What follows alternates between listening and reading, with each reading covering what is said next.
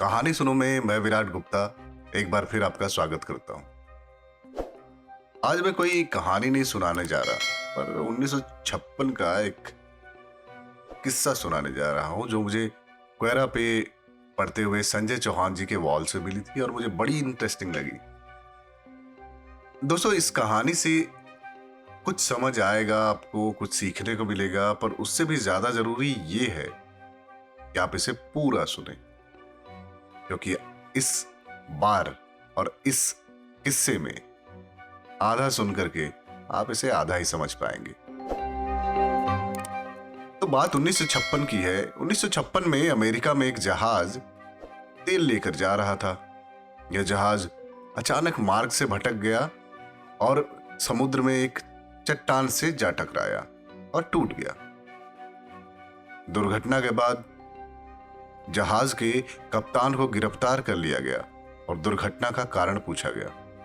कप्तान ने कहा कि वह जहाज के डेक पर खड़ा था, आसमान साफ था, पर अचानक पानी आसमान से झरने की तरह डेक पर गिरा और पानी के साथ साथ एक मोटी ताजा भैंस आसमान से गिर पड़ी।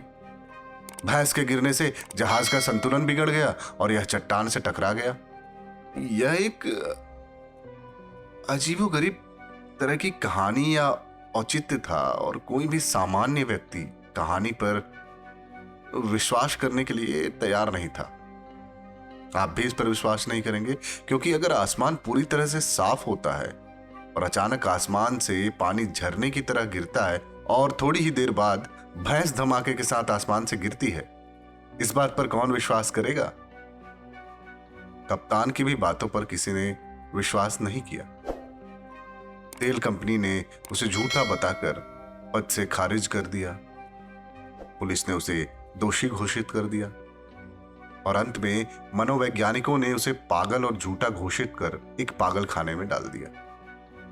उस पागल खाने में वह 25 साल तक रहा और इस कैद के दौरान वह वास्तव में पागल हो गया।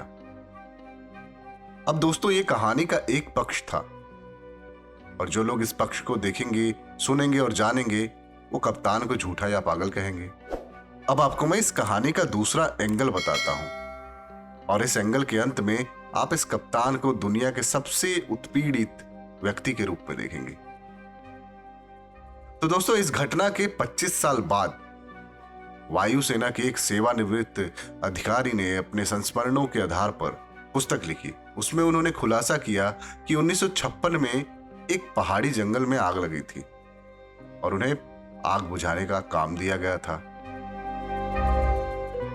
तो उसे कुछ सूझा नहीं, तो उसने एक बड़ी पानी की टैंक को हेलीकॉप्टर से बांध दिया। वह उस टैंक को तालाब या झील में डुबाकर भर लेता, जंगल के ऊपर जाता और आग पर पानी गिरा देता। फिर वह दोबारा पानी का टैंक भरने के लिए झील की ओर चला जाता था। वैसे ही एक बार पानी का टैंक लेकर जा रहा था कि उसे अचानक टैंकर के अंदर उछल कूद महसूस हुई। उसने महसूस किया कि टैंक के अंदर कोई जीवित वस्तु चली गई है और यदि वह टैंक नहीं गिराता है तो वस्तु के कूदने के कारण उसका जहाज गिर जाएगा। उसने तुरंत टैंक खोला, पानी झरने की तरह नीचे की ओर गिरा और इसी के साथ वह जिंदा जानवर भैंस जहाज के डेक पर गिर गई। अब दोस्तों, आपको इस कहानी के इस पहलू को पहले एंगल से जोड़ देना चाहिए। अब आप देखेंगे कि सब कुछ बदल गया है, सारा परिदृश्य बदल गया है। इसलिए याद रखें कि जब तक आप दूसरे पक्ष की स्थिति नहीं सुनेंगे, तब तक आप एक व्यक्ति की कहानी है। एक व्यक्ति के तर्क पर विश्वास नहीं होगा, क्योंकि स्थिति आरोपी और वादी की स्थिति का खुलासा होने तक स्पष्ट नहीं है। जब तक हम दोनों पक्षों की बातें नहीं सुन लेते, जब तक हम सिक्के के दोनों पहलुओं को नहीं जान जाते, किसी भी निष्कर्ष तक पहुंचना जल्दीबाजी होती है। यह कहानी यही खत्म होती है। मिलते हैं एक नई कहानी के साथ अगले एपिसोड में। तब तक आप हमारे इस वीडियो को लाइक कीजिए, हमारे चैनल को सब्सक्राइब कीजिए और हमारी कहानियां अपने दोस्तों और रिश्तेदारों के साथ भी शेयर कीजिए। धन्यवाद।